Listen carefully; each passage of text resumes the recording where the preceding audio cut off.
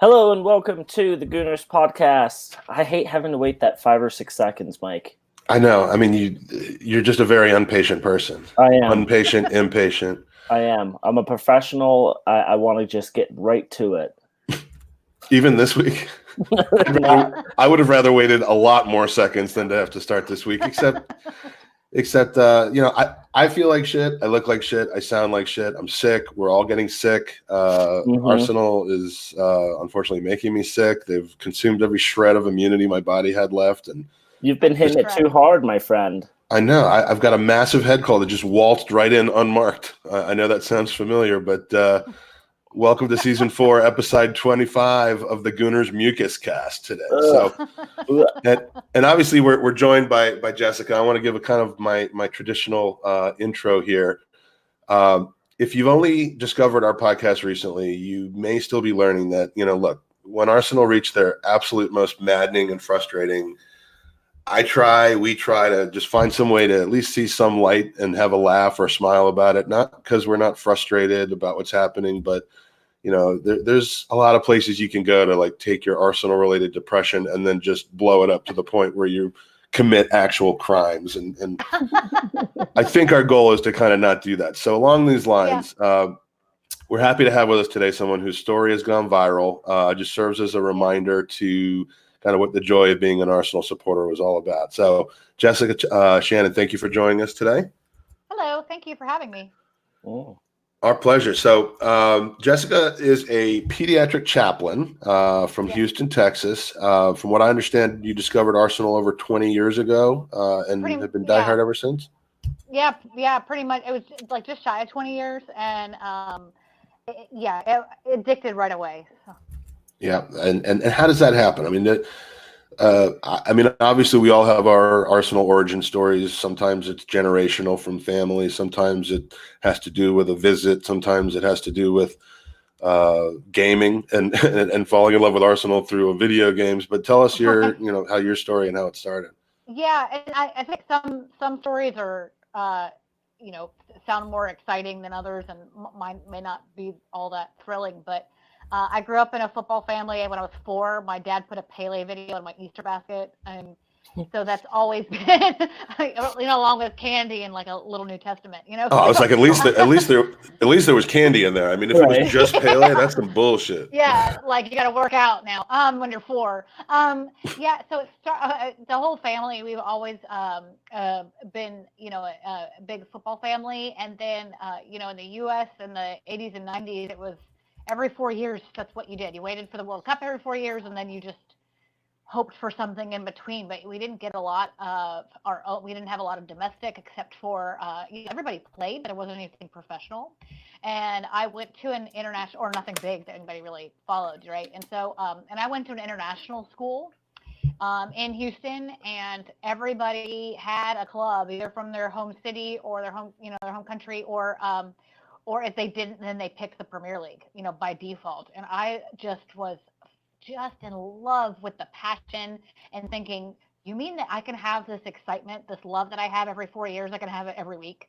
I can have that energy. And so I knew that I wanted to join in on this, and I wanted a Premier League club. And I started in high school kind of researching every club and their history and who their players were and what was going on. And I was almost lured because of Michael Owen. It was like the beginning of him at Liverpool. There was a moment, and I thought, no, this isn't right. I knew there, like in my gut, it wasn't right. And I was an exchange student every summer in France, and so then we got Henri and Wenger came in, and their expertise, like the way that Henri played and the way that Wenger just was the professor, the way he just came in with such knowledge and such beautiful knowledge about the game that it was done. I was finally sold, and I was already leaning towards Arsenal. Like there was a little bit of Michael Owen, like I said, it was pulling me towards Liverpool, but Arsenal's history and with was really what was grabbing me. And then I saw the pair of Henri and Wenger in the late 90s, early aught, and that was done. I've never looked back. Well, you had your priorities straight, unlike Mass Gunner, who clearly, after meeting you two in Denver, the highlight of the tour was Jessica's video. I mean, Mike, out of all the stuff that we got to do on the tour, her video was the highlight of mine. Yeah, really. I mean, everyone knows we like to talk about this. We hung out with Josh Kroenke, Vina. We had a couple of interesting episodes happen to us. But the highlight of my time was your video as well. And so let's talk about the video. Yeah. Now, I don't want to, unless it's something that you wear as a badge of honor, I don't want to call you viral crying girl, because that kind of cheapens it, I think. I do say I don't like call myself a viral cry. Just all people say like, "Oh, you went viral. Why?" I say, "Well, for crying." And it's kind of funny in my job because I don't cry, but I'm with people who cry all the time. I'm the one who comforts everyone. So I'm a pediatric chaplain. So I help people and children through terminal illnesses, death, and their parents. And so I constantly am with tears, and you can't cry because that's it becomes about you. And so when it's so at work, it's kind of a big joke because they're like, well, finally we found something that makes you cry, because I can't cry about my patients until I go home. You can't do that as my job. That's interesting. That's an interesting insight, because that emotion's in there, but you are used to having to kind of professionally repress it, I guess. And yeah. And when you're in Charlotte watching Arsenal come out on the pitch, there's nothing professional to repress anymore. So correct. And I tried too. So I didn't know that there was some not everybody on Twitter, as we've all seen lately. Not everyone on Twitter is very kind. We're talking about you, Tony. Dick. Not everybody responded well to it, but I will say it was 100% genuine. And it was just a warm up, and Ozil and Oba, they started to come out, and I first saw Stuart and Stuart. We got a bone to pick with you, Stuart. You made her. You got her upset to the point. We like Stuart, but I mean, look, we love the guy, but he owes you an apology. I mean, I've been asked to apologize to all the people that I've made cry. You haven't apologized to me yet. Well, we still have time for that. I want to see how much I can get happen. He wants to make you cry a little bit more.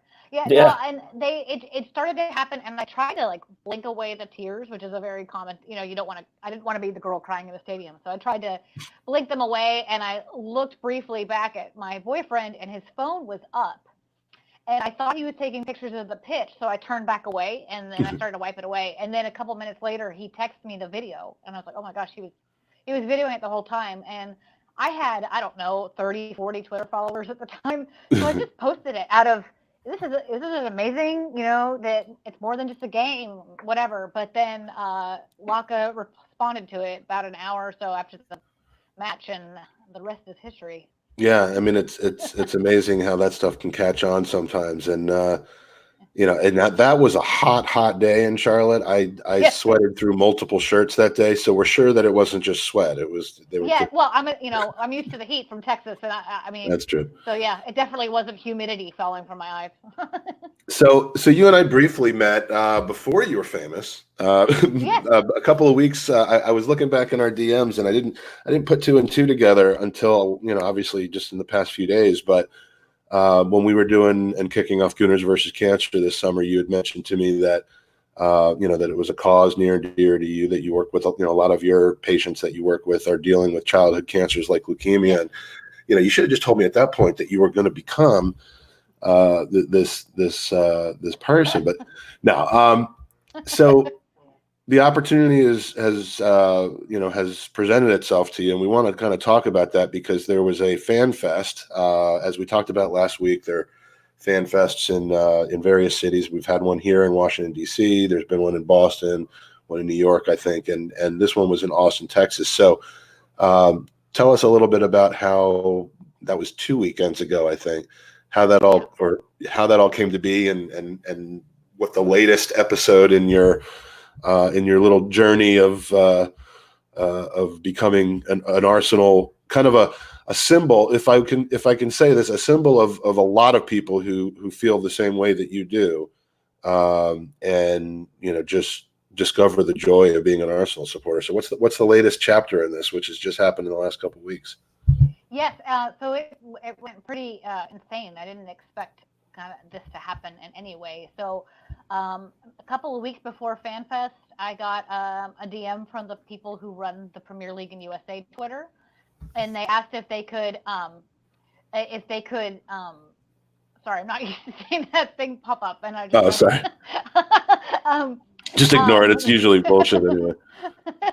So they asked if we could talk about the video, and I said sure. And so we had a phone call, and apparently things that I said in the phone call kind of really solidified that they needed to make my dreams come true. And then they asked and then they talked to Patrick, my boyfriend, as well, and they asked if we could come to Austin on the Thursday before FanFest and do an interview. And so that bit that came out on Friday, all that stuff, that little interview that was on social media and on PremierLeague.com, that was in a house in like South Austin that they rented, and they had me bring all my kits, and like I have pillows and I have an Emirates sign in my office and all that stuff to bring, so it kind of looked like it was my house. And they bought you a house. Oh my God. So it just looked like dressed like it. And I was under the impression I was one of maybe 5-10 fans that they were doing this to. And so I had no idea that it was just us. And they did this video, and then they said very casually, hey, Sunday morning, I mean, we're packing up to leave the house and go back to Houston. And they're like, Sunday morning, they're going to do the lowdown live. And we want 4 fans from different clubs to ask Rebecca a question live on TV. Do you think you could do that? And I was like, oh, sure. Okay. Thinking nothing, but apparently that was part of the whole thing. And then when I get on, they gave us about 30 seconds to a minute before we went on stage, where they said some production person said, what question are you going to ask her? And I don't know. So I had to come up with something really fast.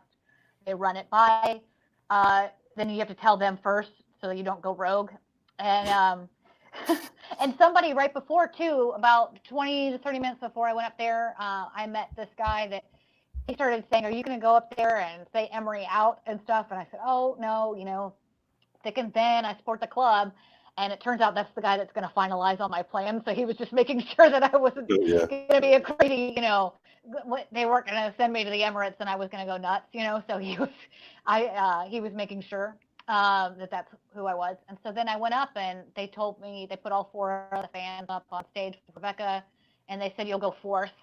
And they went around, and there was a now, did they put you fourth because of the whole Arsenal fourth? I mean, did you feel that? Well, that was the joke that I told. They were like, you're going to go fourth. And I said, that's okay. I'm used to fourth. It's fine. And that's what, I thought it was kind of a joke, but apparently it was so that she would have time to tell me that the first thing she did, she answered my question, and then she said, aren't you the Jessica? And then I started laughing. And she talked about the video this summer, then she showed me the video of Laka talking to me, which then I freaked out. And I thought that was it. I was already overwhelmed to meet Rebecca, and then Laka talked to me, through a recorded video, and I just couldn't handle it. And she said something to me, Rebecca did, and I was like, what? I'm sorry. And then she starts talking again, and the next thing I know, she's telling me I'm going to London. So it's amazing. So what are you like? When is that happening? Do you have anything planned out yet for the? I mean, you and I talked about it a little bit, but it sounded like you were still kind of figuring it out. Yeah. So on Friday, I was connected via email to the guy that I had met before, and so I'm waiting for him to respond and finish that, and we're gonna finalize when I go. And I am looking at. I have an appointment tomorrow to do an expedited passport renewal. I didn't realize that was expired. So I want to make sure that's all taken care of. And so I'm hopeful for Chelsea on the 29th of December. And then maybe I can get on. If that works, then I'll start getting online and purchase a ticket for the first too, because we'll play with you at home. Well, those are the 2 games I'm going to be at. So if that ends up being your trip, awesome. reach out to me, and I'd love to meet up with you and have a pint or a pie. Yeah. I can get some stuff done there as far as pies are concerned. Thunder Road has asked me to please watch my language around the chaplain, which makes a good point. It is to kind of acclimate you to what you'll hear. I hear plenty of swearing. Doctors swear, so. I just don't do it in front of the kids. That's true. So it's an outstanding story. And personally for me, I was talking to some people this weekend about it, Rob and Tom, who I saw this weekend, because I traveled to Richmond to be with Gooners. I mean, the only reason I went to Richmond was just to hang out with Gooners, and it wasn't even for the game. It was just for a weekend gathering. And it's, when things aren't going well on the pitch, I'm miserable enough just to begin with. I don't need to be more miserable for that. I really don't. So, when results are poor and the coaching situation and the players and the coach and all that are miserable, I'm begging for something to actually be happy about. And for me, it's kind of these experiences, the feeling of being a part of something that's bigger than yourself, and just kind of being with other Gooners and learning their stories that and having a laugh, even if it's gallows humor and stuff that isn't that funny. I mean, it's what I look for. And so I'm very, very glad. I'm happy for you that, that not only just what's happened because of it, but the chance that you had to go see the team in person this summer. I have a feeling that would have been enough for you if it had just been that. It's incredible, and this summer solidified that I need to stop. I just have to make it happen. And so I was determined I was going to go this year. I was going to figure it out. And now it's been figured out for me. And I just think it's really incredible. And I think Arsenal is such a global club. And we have to remember that. I love how it unites things. And I love that unites people. And football does that in general. But we have a really great club. We're struggling, but that's okay. That's not going to change most of us. So that's not going to change our love for them. Yeah, and that's, I guess, the last thing I wanted to ask before. I know that you're at work and you have people much more important than us that are relying on you. So I just want to kind of wrap up our chat by saying, I mean, we have to acknowledge we're kind of at another flashpoint in the club's history, and you can support the club and be a fan and be emotional and be positive about it and still have an opinion that isn't necessarily all roses and bubble baths and stuff about the team. So just asking your opinion about kind of where we are at the moment. Do you have any confidence of what you'll be seeing, who will be coaching, what you'll be witnessing when you do come to the Emirates in a few months? I think it's going to be interesting because we don't have the history of many other clubs of just letting people go all the time. We had Arsene for so long, and we're not, the Marino thing, those rumors, I really hope are rumors, because I think that's disloyal to who we are, because of how much he has. Not only would it not make sense because he likes to park the bus, and that would require a little step up from our defense that I hope we're not prepared for as it is.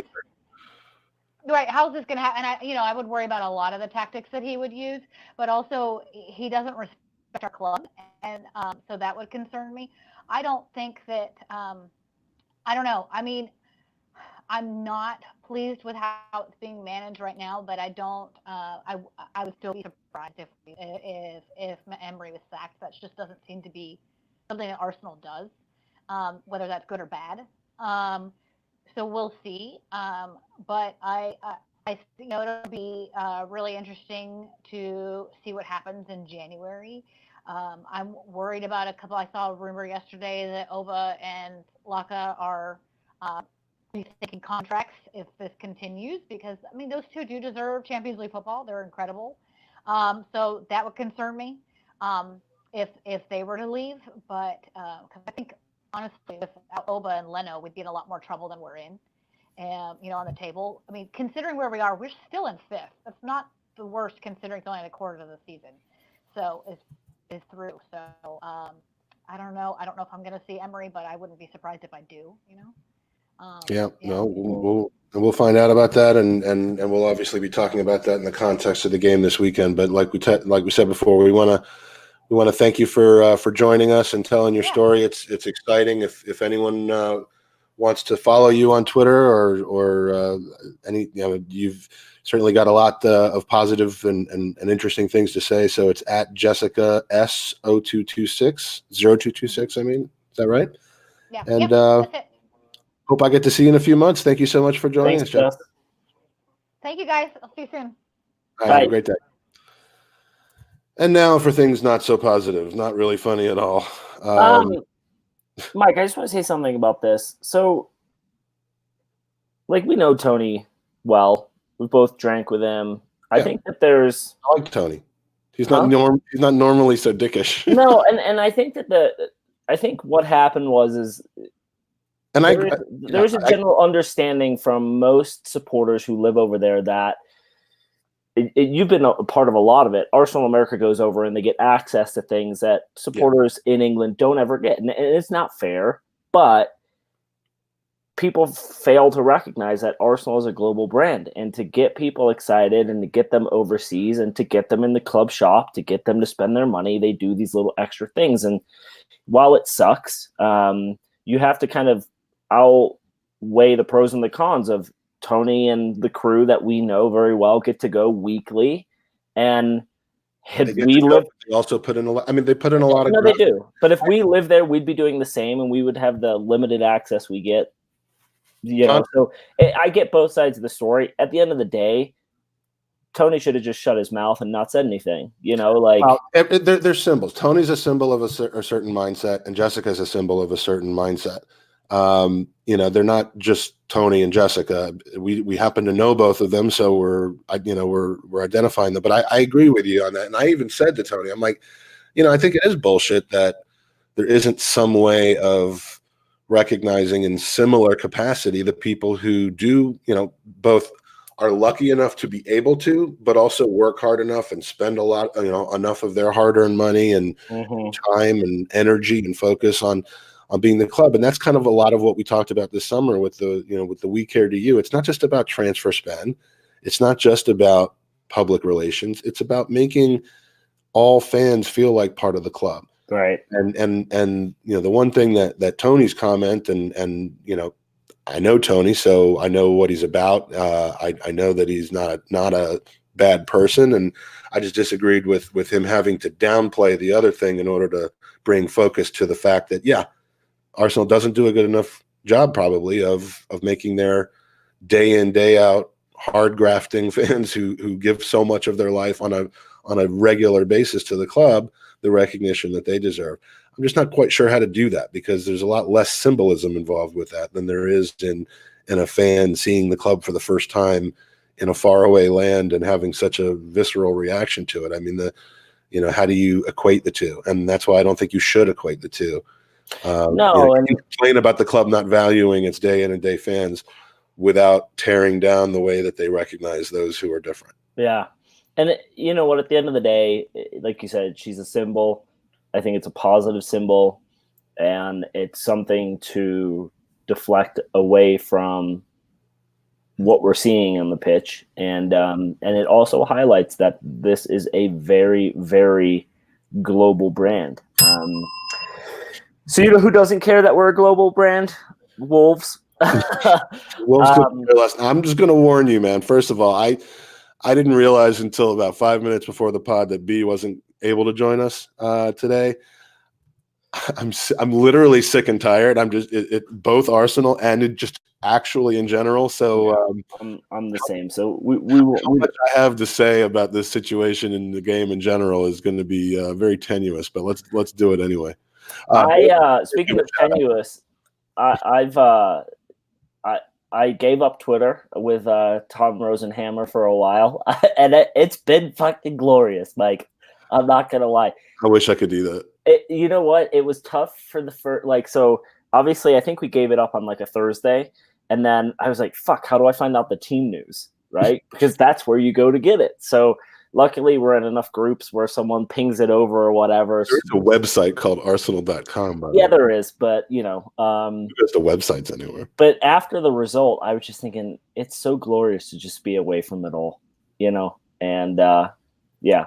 So let's give some shout outs. We got the Highbury squad, Masked, Gooner, Thunder Road, Ben Dunn, Joel Foster.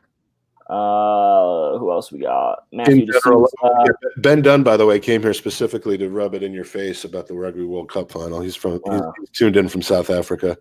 Oh, is he? I'm surprised they have internet. Hey, it did not come home. Ryan Fletcher from the Mr. Arsenal podcast is yeah. Lots of comments as usual about my evolution of hair.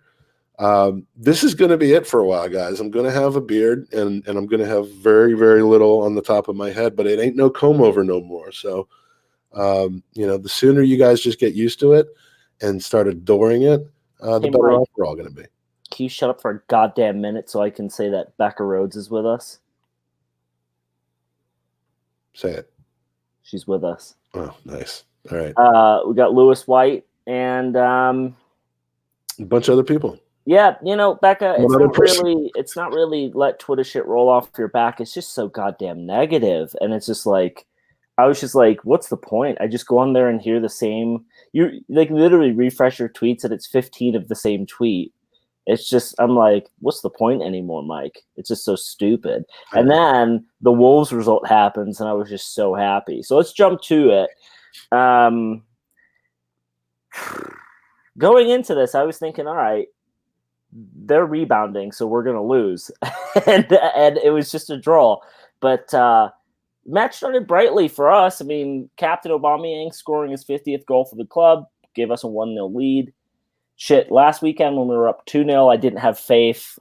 So I just thought, you know what, sit back and just watch this on, because they were all over us. I mean, I say it started brightly. We scored first. I think they had 6 shots on goal before that happened. Yeah, it was kind of against the run of play a little bit. Oh, yeah. I'm trying to remember the last time. I mean, the last time we won a game, like a Premier League game, was Bournemouth, right? And it was not a convincing win by any means. I mean, like, I don't remember the last time I felt truly comfortable in a Premier League game. I went back and looked this morning when I was writing up the notes because I was curious the last time we won a game by 2 clear goals in the Premier League, and it was May. It was May of last year, but then before that, it was like the beginning of April, and then it was like January. So it hasn't happened often, and when it does happen, it's like a 4-0 win. It's not like 3-1 or something. No, yeah, there was like a 5-1 game that we had, or I mean, and those came out of nowhere. But it just not. There's nothing comforting about watching us play in the Premier League anymore, and it is actually rather amazing and a statement on how shit. I'm sorry, I'm trying to plug my computer in. How shit the rest of the league is that we've still managed to kind of hang in that top 6 or 7 phase. I mean, our worst results this year have been draws. Yeah, and that's the frustrating thing about it. It's like those little tweaks, right? And we're probably, I don't want to say we're on pace with Liverpool, but we're definitely on pace with City because we were 2-3 weeks ago, point behind them, and everything looked like it was on the uptick. And then, we've said this before, you're not guaranteed wins.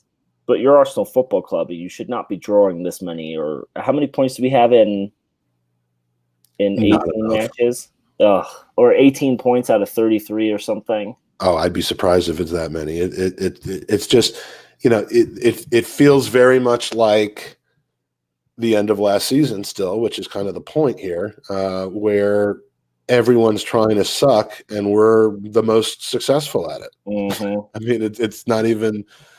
There's so much opportunity to just take advantage of a situation where there's either parity or transition or something with all these other clubs.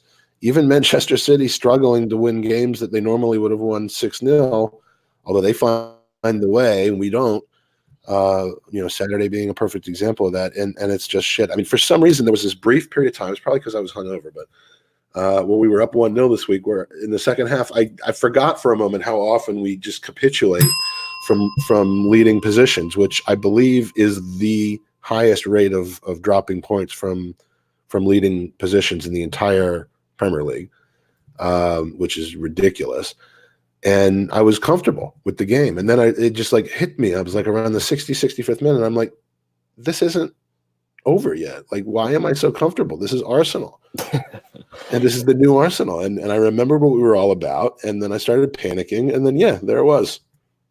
Yeah. It's just any other day, Wolves win that match. I mean, they were outside of us scoring a goal, as you said, against the run of play. I mean, they were carving us open. And their constant pressure saw a slew of corner kicks. And Hermedes headed Martino's cross past Leno into the bottom right to make it 1-1. Again, it's bad defending by Chambers on the corner kick, cross, or whatever. But that doesn't separate the fact that they were all over us. And I think they got like 4 or 5 corners in a row when that goal went in. So it's just like, you can't let a team like Wolves come to the Emirates and carve us open. And so that begs to be a bigger question, Mike, is, is it really all over is it all just on defense? I mean, you can't surrender leads against Watford and Crystal Palace and have just blame it all on defense. It's got to be 11 people on the pitch. It's got to be. Yeah, and again, losing leads repeatedly against teams who the parts, maybe not the sum of the parts, but the parts are not as good as ours. It comes down to mentality. It comes down to togetherness, and both of those things stem from one entity, and it's the coach. Yeah. And you can be as defensively drilled as you could possibly hope to be, and if the belief and the game plan and the message coming from the top is confusing to you, then that will reflect itself in the way that you defend and the way that you communicate on the pitch. And something is clearly not right. I mean, people are wide open, getting uncontested headers. We're seeing a lot of Arsenal defenders like ducking underneath and then holding their hands up as to, why did this happen? And it's just, and as I don't know if this is the feeling it's Soph and not Amanda, but whoever it is, I just highlighted the wrong one. They're absolutely right. I mean, when the home form starts to slip, and when we're no longer able to feel confident that we can hold a lead at home or even dominate the play and the shots and the possession at home, the next step is mid-table. Yeah. I mean, we were in total control against Watford and Palace before capitulating. That was not the case against Wolves. Took the game to us, and how the fuck are we letting Wolves come into the Emirates, walk all over us, and we only put 10 shots on target compared to their 25? And for weeks and weeks, people have been saying, hey, Soph. By the way, Amanda's obviously boiling the chicken because Jewish people do not fry chicken. It's got to be like boiled in some sort of stew or something like that. I don't mean Stu McFarlane. I mean, anyway, that's for our other podcast, Boiled Chicken and You. Yeah, kosher boiled chicken and kosher. Definitely kosher. Yeah, but no, to her point, you cannot allow a team of that stature to come into the Emirates and outshoot us. And for weeks, we've been in this debate of when Ozil's on the pitch, we create more chances. And we didn't see that yesterday. And I'm not saying that it's Ozil's fault. I'm just saying that the system of which this team is playing has not been designed to create that many chances. Because if it did, then we would be seeing it. I can tell you firsthand that she's not able to anymore. No, I'm kidding. I don't even know if that's true. I don't know why I would know whether that's true. Sometimes I just say things and I don't think about them first. Yeah, I mean, we know that Wolves has struggled this season.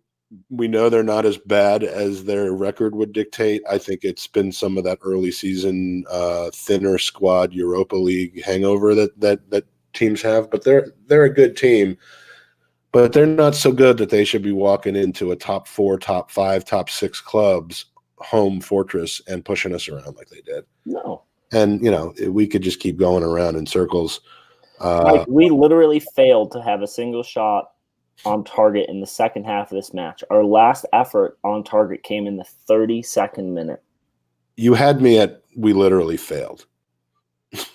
We failed on Saturday. And we're seeing it more and more. And I got to say, I know we're going to talk in just a second about kind of the timing of it, but I hate when people who I think are being quick to judge and who are dicks and whiners and just obnoxiously negative end up being right. I hate it. I could name people on Twitter who were saying last year things that now everybody is saying. Andrew Thompson. Well, and they're, he's not a dick and a whiner, but there are other people who I could mention who live in Blackburn, who are, and the fact that they've been proven right about what's happened here with Unai Emery makes me sick. But it's time to act like it's not the case because you want to control your narrative and not be a flip flopper is also ridiculous. But to me, the thing that seals it for me. Again, I'm not a tactical guy, so that his substitutions, it seemed pretty damn messed up the other day. Whereas I used to think his substitutions showed initiative and were great last season. Making those halftime subs when they were needed. He was kind of tinkering, and it was working during the winning streak and the undefeated streak. But those things are now just going completely against him. I can notice that, but what I'm noticing more than anything else, because this is what I pay attention to, is that the team is not responding to his leadership. They don't know what he's doing. They are playing like they don't know what he's doing. And like I've said over the last month, if he loses the dressing room, it's over. And I think it needs to be over. So let's talk about the timing of that.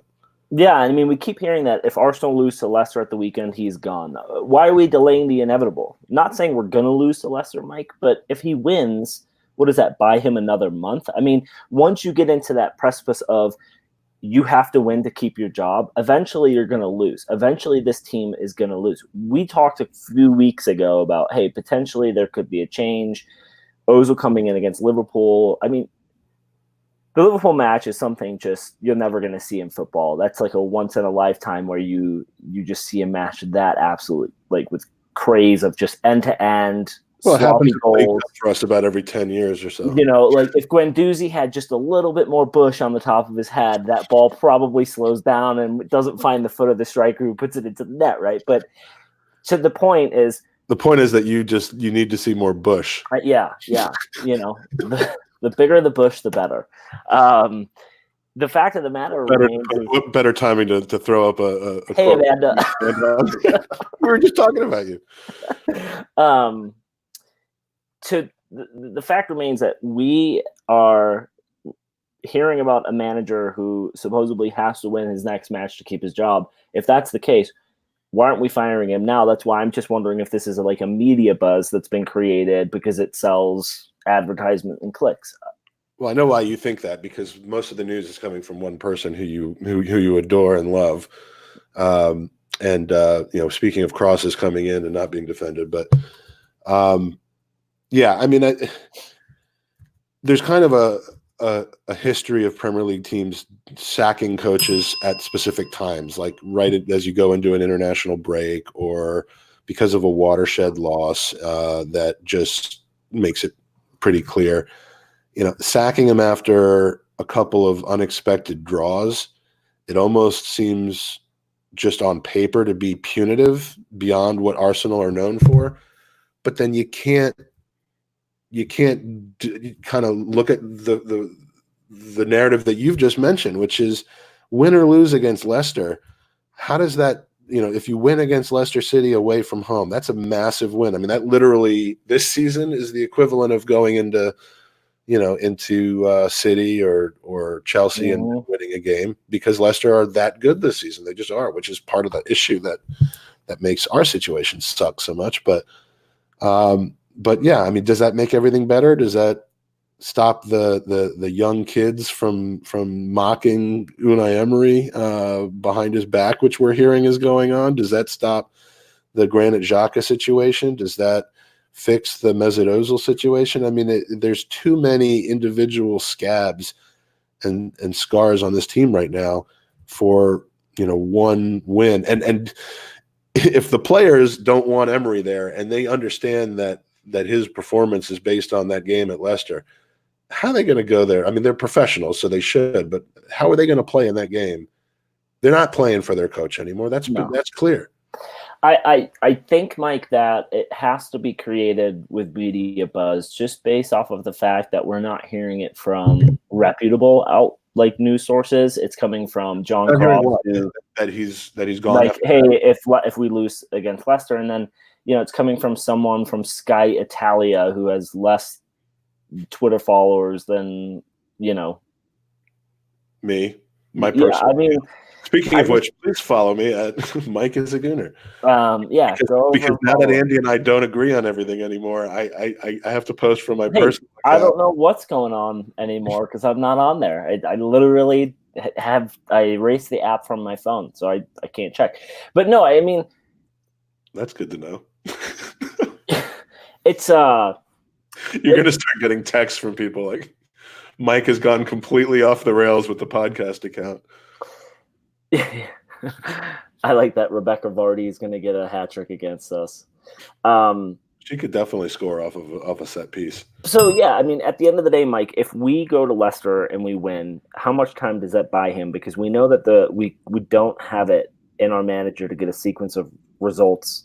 So does that buy him through Christmas? Like, I just don't understand if you're the board and you're looking at it from this perspective that you say, oh, you got to win this and you buy a couple more matches. It's just not the way for football to work. And, you look at like the Bayern scenario where the manager goes ahead and steps down or has those conversations and he's fired, and they probably said to him, hey, we're going to let you go. But, if you want to go out on a high, you can call it what you will.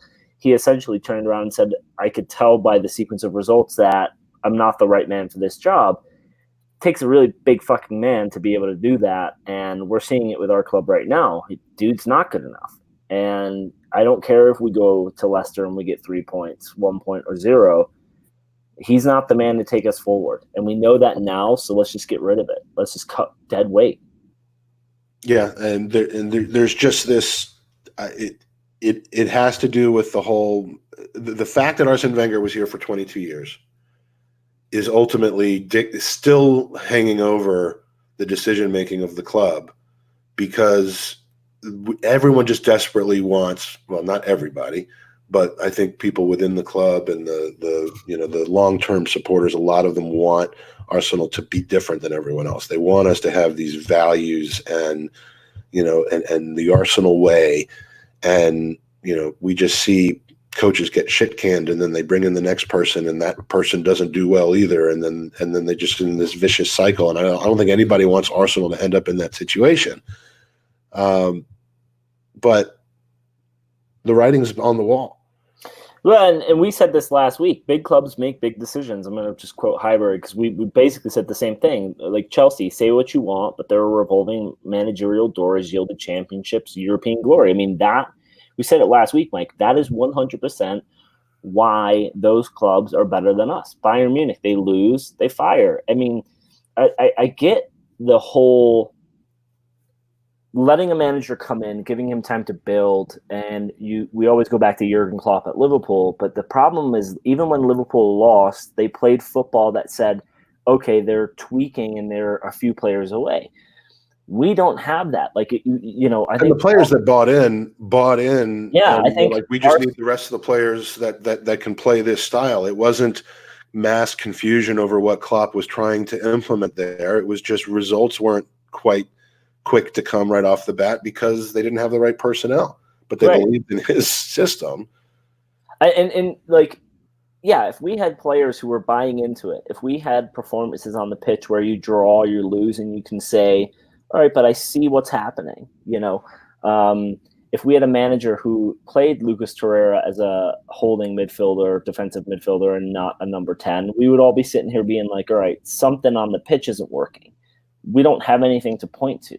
So I can see why the Cronkies would wait, but Josh said it this summer. We are playing Europa League football with a Champions League budget, and we slip further and further away from Champions League budget next season, which ultimately means, Mike, that if we continue down this path and Unai stays on as coach, we're not going to break top 4, and that means this summer we lose either Aubameyang or Lacazette or both, because the wage bill is going to absolutely get cut. And we can't, unless they nut up and buy out Ozil's contract, that's still money gone. And so something has to click, and I think Highbury squad said, "Hey, we're not a mid-season or firing a manager mid-season." I honestly think that hands are going to be tied because of the wage packet. But can Freddie turn this around? Is he good enough to turn it around? Well, let's talk about that because everyone's talking about the fact that it's not working with Emery. People kind of assume that Freddie certainly the moment we fire Unai Emery, sack Unai Emery, Freddie will become the caretaker coach. But whether that is for the rest of the season or whether there are discussions with the Rafa Benitez's of the world, Kovac. I hate when people say that. I know, I do too, and it's now become the thing I say the most because I hate it. It isn't necessarily just going to be Freddie. Who would you have going forward? My suggestion of who I would have going forward gets made fun of because he's young. He's Bob English. Eddie Howe. You're back to Eddie Howe? I'm back to Eddie Howe. I just don't see it. But here's the thing, Mike. We know it's not going to be Jose Mourinho. Arsenal have denied any meeting between Raul and Jose. And Jose wants to be at a club that are going to spend money. They're going to invest in the team, and they're going to play Champions League. And so Bayern Munich makes the perfect sense for him, right? Gets to go to another top club. He can go in there and do wonders for them. I don't know who it can be. I literally don't know who it can be. And the only person that I think who would actually come to Arsenal with limited budget and keep us competing is Eddie Howe, because he's got the team where he could walk in and just implement his attacking style of football.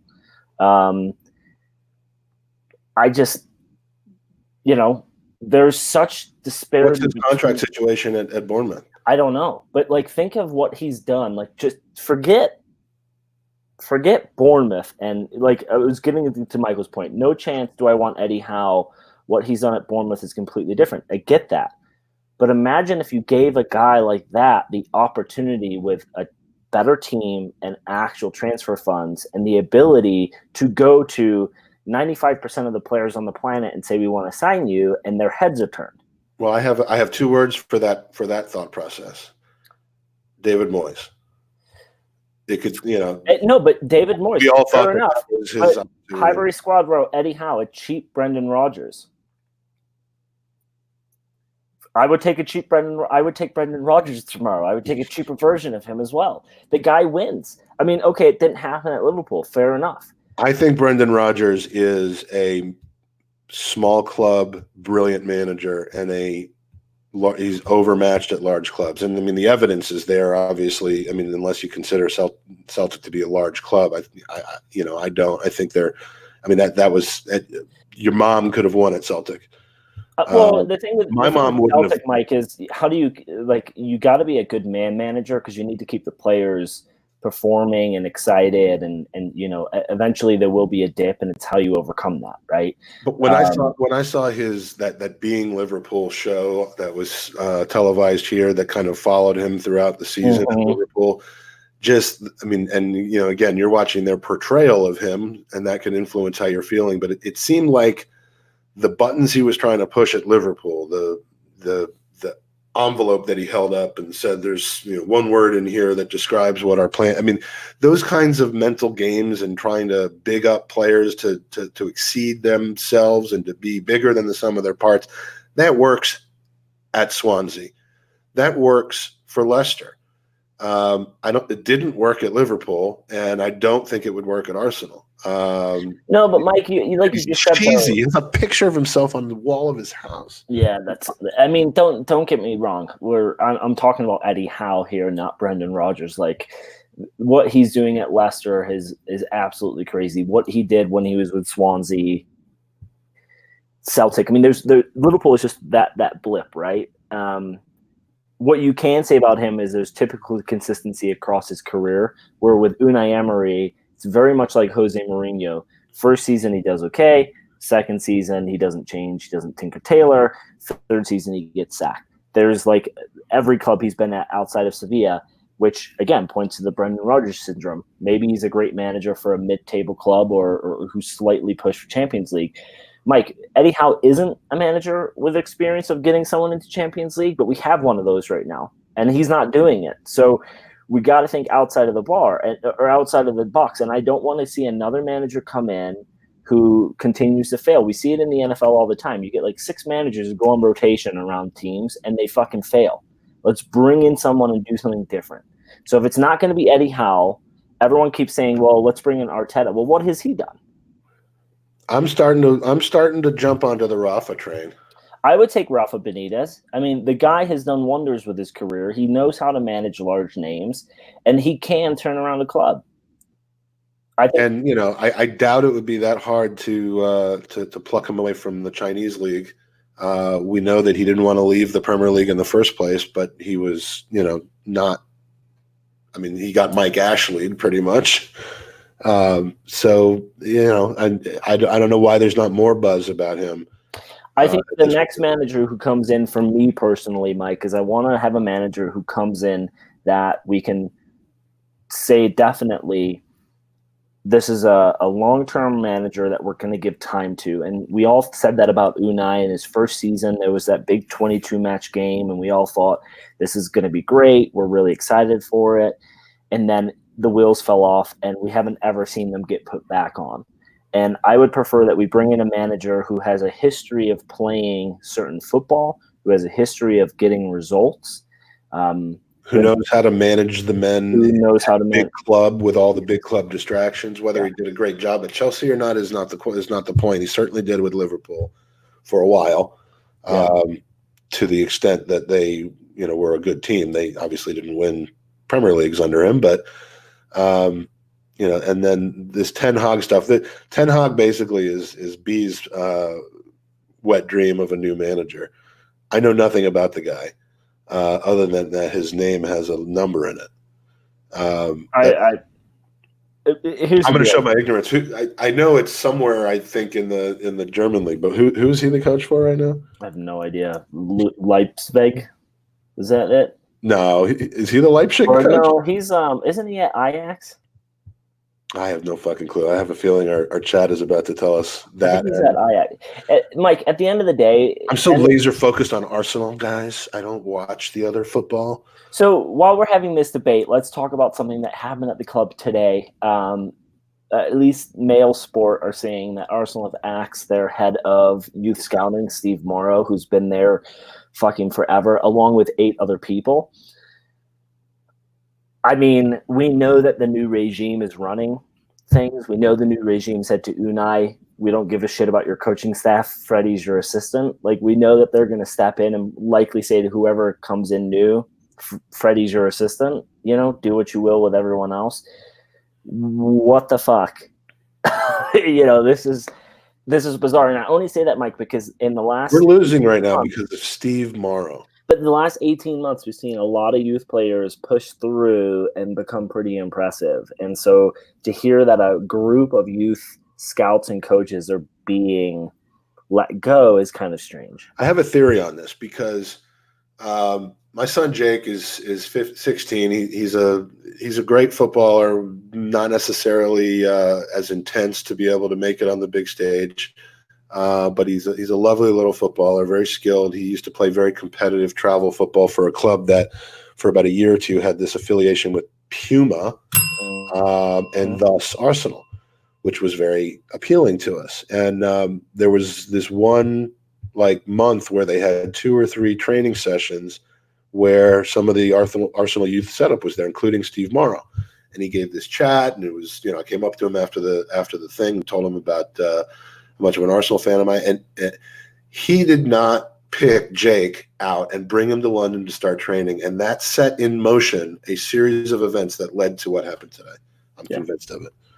Because if he had picked, he picked Zellum instead of my son. And, we do have the email and phone numbers of some very high ups at Arsenal, and I wouldn't put it past you to have sent a few texts, know. And I may or may not be speaking from a personal place of knowledge on this. Did I attend an Did my Abs son game with play Josh Kroenke in attendance? Yes. Did Mike beg me to get Steve Morrow fired? Yes. And no, my son doesn't play center back. He's kind of he's an attacking player who scores goals in bunches. What does he do? What else does he do, Mike? I know what you think he does.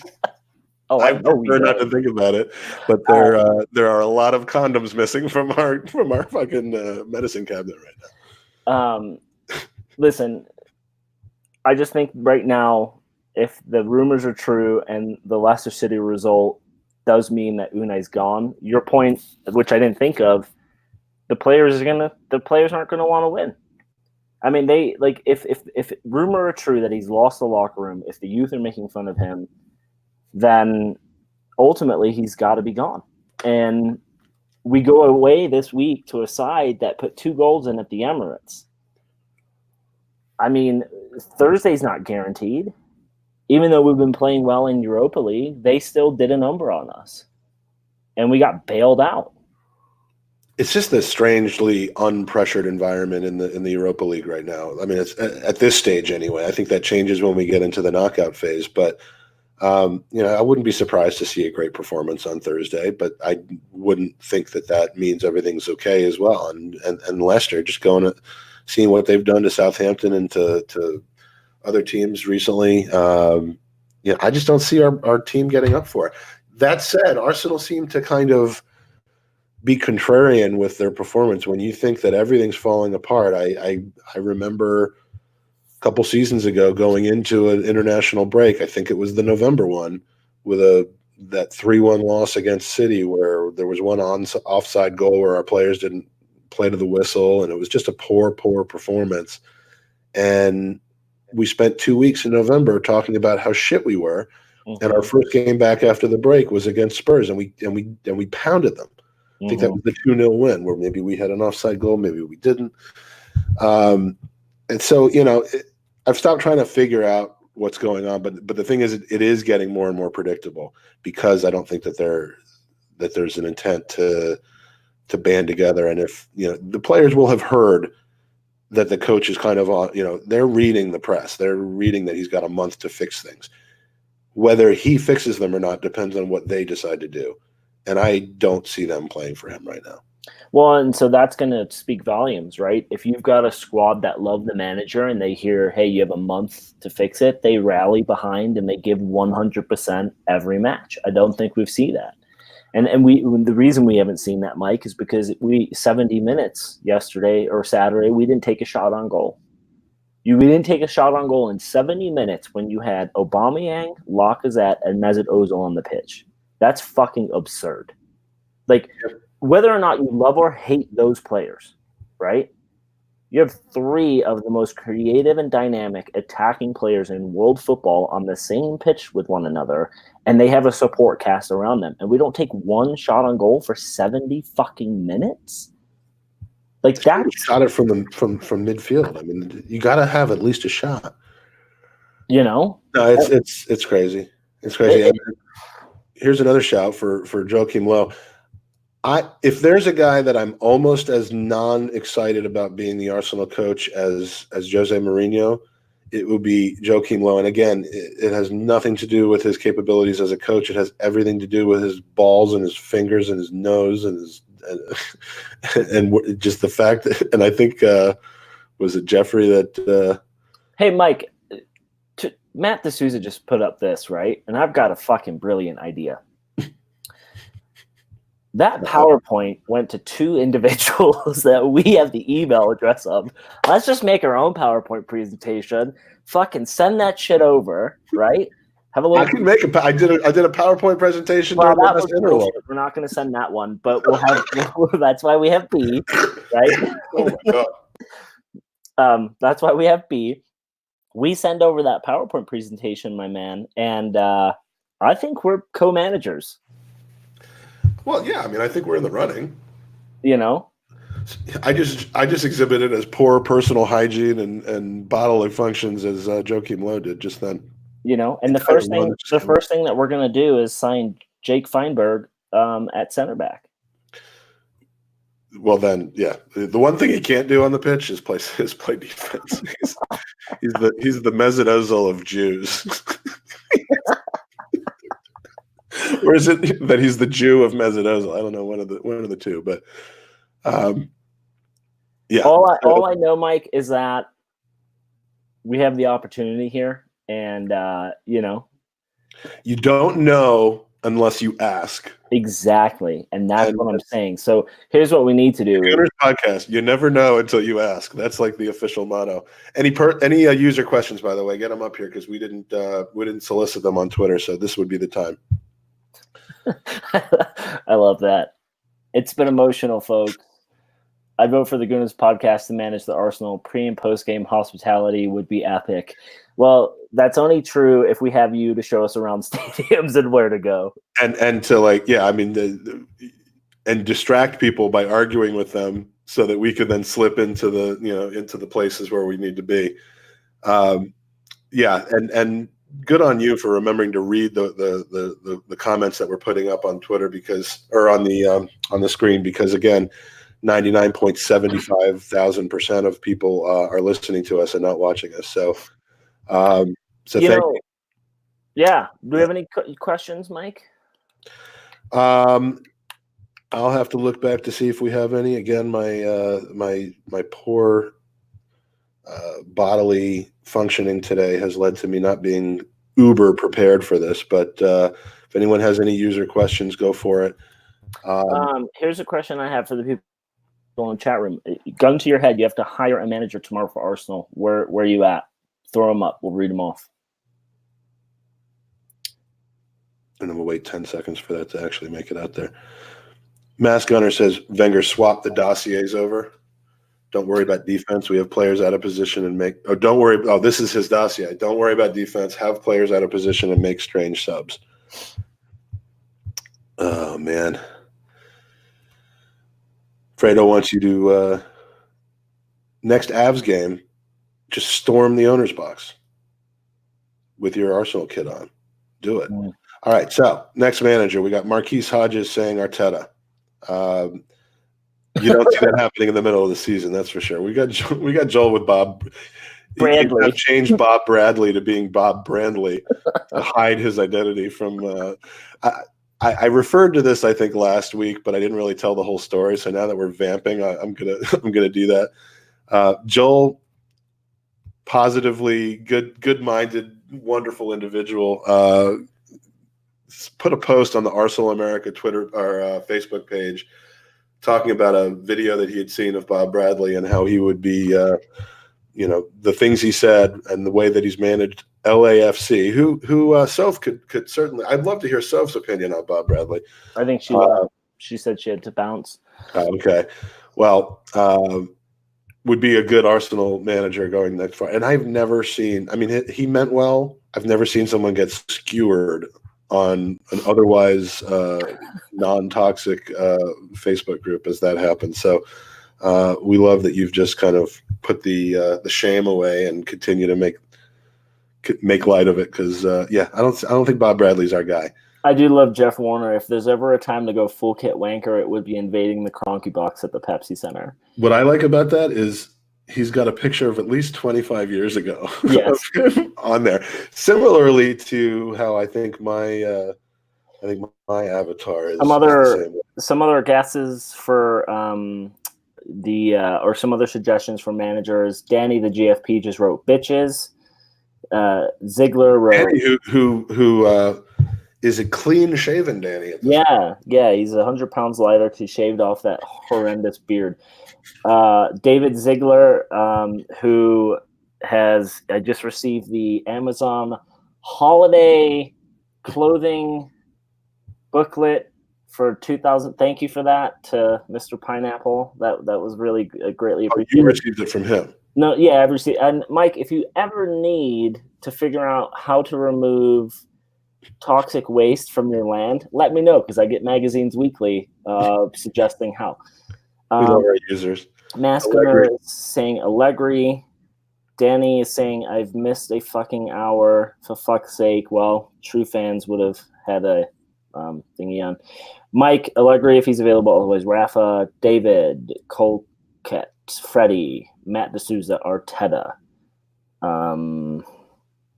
Yeah, I have stolen your beard. I've stolen your look.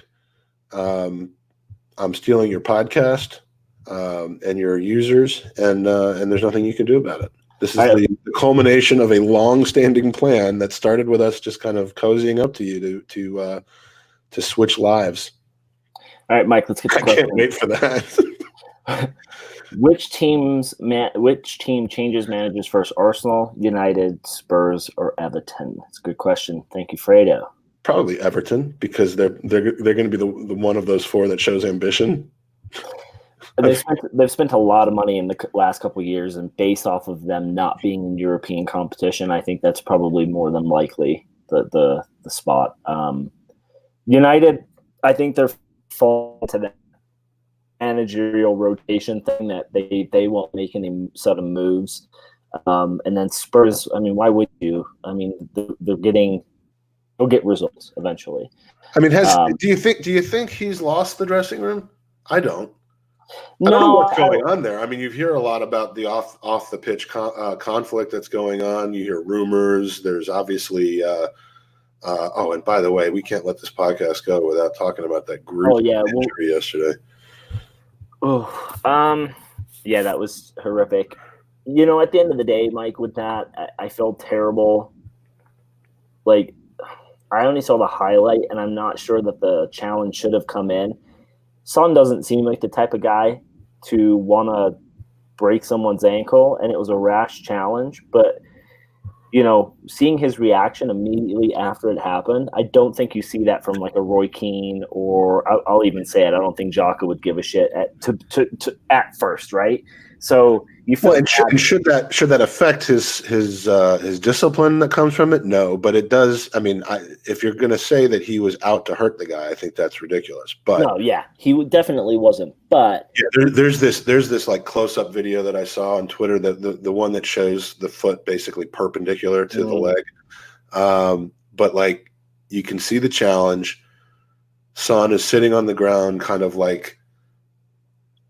Almost kind of like, I didn't really mean to do that. It was, don't give me a red card. Then he walks over, and you can see the second he sees the leg and is just fucking destroyed. Yeah. Like he just puts his hands on his head and like almost. And you wouldn't see that from a Shawcross or a Keane. Right? Well, Shawcross was pretty upset at what he had done as well, to be fair.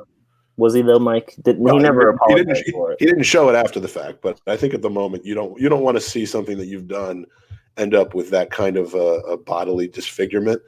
I'm not saying I like Shawcross. I don't, but I mean, I don't think he was proud of what he did in the moment. I don't think that came until much later. But yeah, I mean, that was pretty gruesome. But if you don't like stuff like that, don't go searching for picture of Andre Gomez with fucked up leg, because it's pretty gross. Well, my cousin sent me because he's Evertonian, sent me there's a picture going around where it's, I think, pre-surgery, and his ankle is just, his foot's on straight, but his ankle is just fucked. How attractive is the Arsenal job for managers at the moment, talent-wise, etc.? Talent-wise, it's attractive.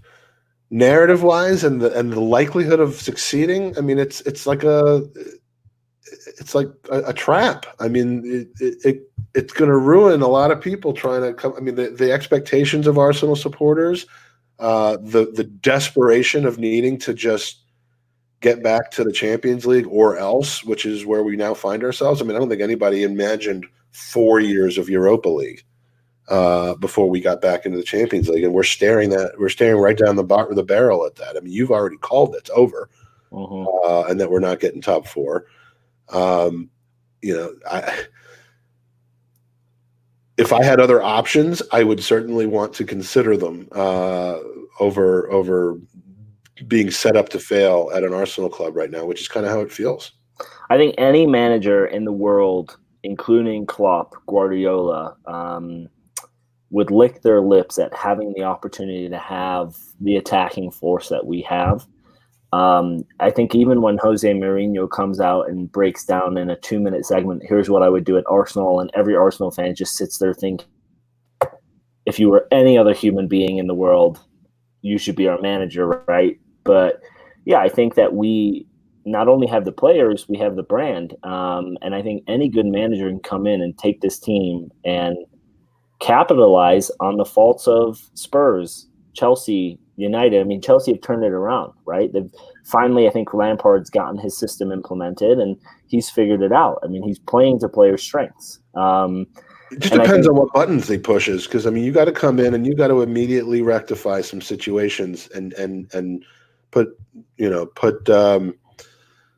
shore up just gaping wounds right now. And I'm talking about Ozil, I'm talking about Xhaka, I'm talking about. But you could do that, Mike, with just tactics. You could literally implement a new system and new tactics, and that fixes itself, right? But is that new system? Is it just obviously play Ozil, don't play Xhaka? No. It's if you're a smart manager, it's play Ozil, but don't make him track back. Don't make him run through a specific channel whenever the ball is somewhere on the pitch. Just say to him, go be you, do what makes you one of the best number 10s to ever play the sport, right?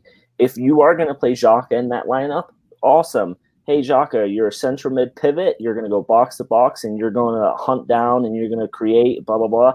And you know why you're going to be successful? Because we're going to throw Torreira behind you, and we're going to give you another person in center mid. And we're going to throw Pepe out wide in front of you. So exactly. So which is what was complained about with yes, not having a wide player in the game on Saturday. So you create positivity by those things. And another good manager would have come in, like I said last week, and said to Xhaka after Tottenham, hey, terrible mistake. Your form is dropping.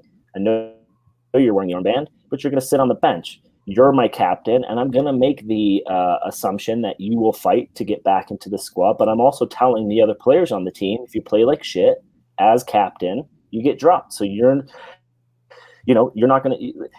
Essentially, the Xhaka thing has created this. I don't have to play well because I know I'm going to start, and that to the point in the next question of Matthew D'Souza. Do we see Xhaka play on Wednesday? I think he does, because we're away. The traveling support won't be massive. They're going to be out.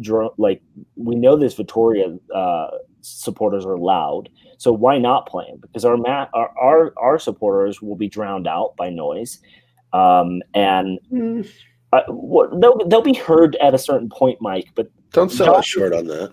No, but Jacques is not going to get. He's not going to hit the specific boos. They're not going to be able to create this hostile environment, which I don't think they will. I think most Arsenal fans have seen the point of, like, we just need to move on now. I disagree with the fact that they won't be able to if they wanted to. I agree with you on the fact that I would not expect them to want to. I don't think that would be the mindset of the people who have traveled to Portugal to go to that game.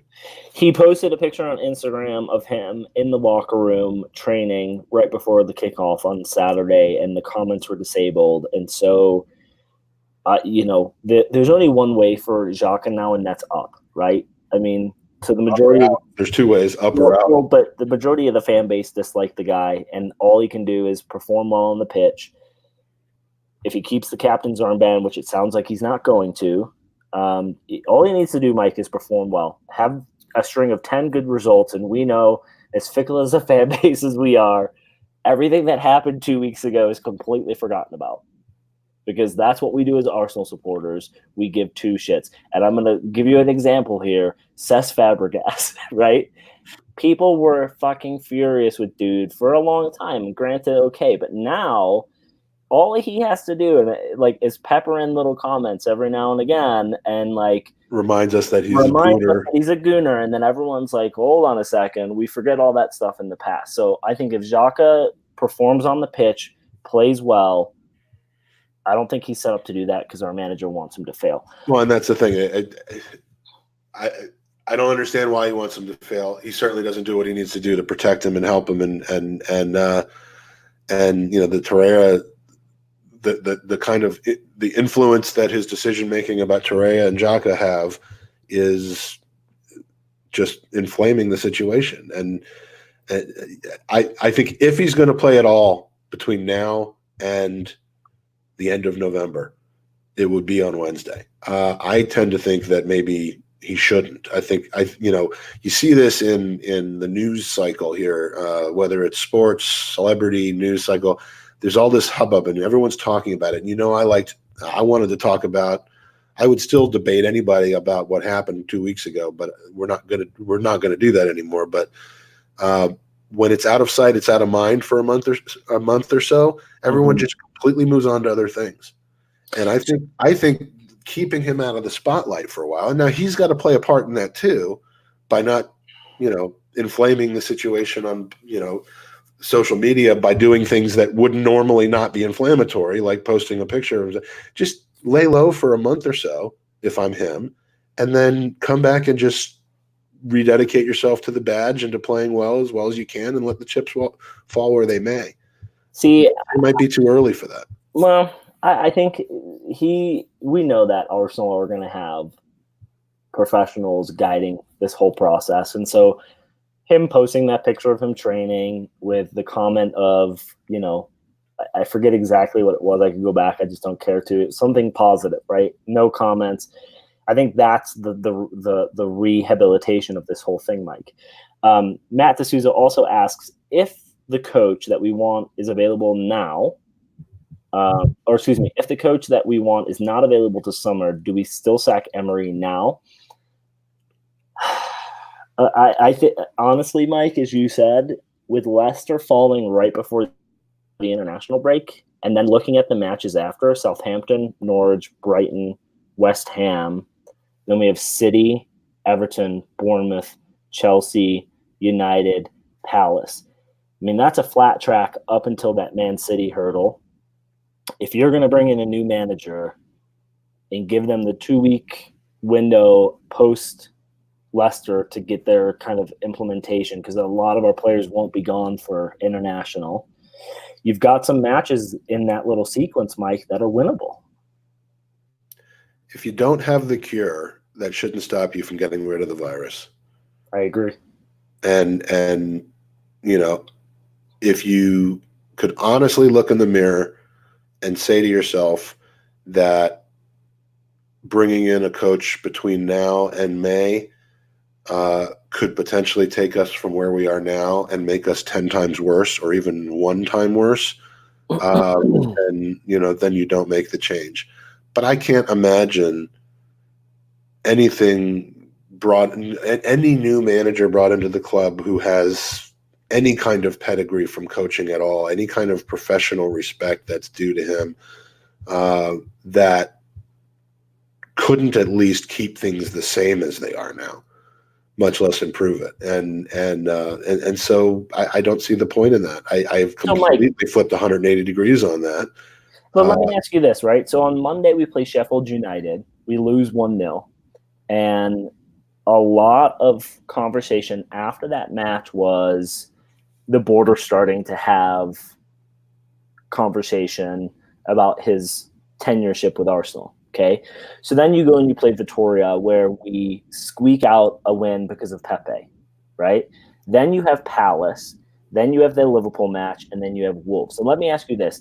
Let's not forget, we barely won that game against Vitoria. So, that would have been like a crushing loss. So on October, not meaningful, but it would have just Yeah, so on October 21st, when the board say, and they price it, like if you just think of business, you sit down with the performance plan individual and you say, what are you going to do to improve, right?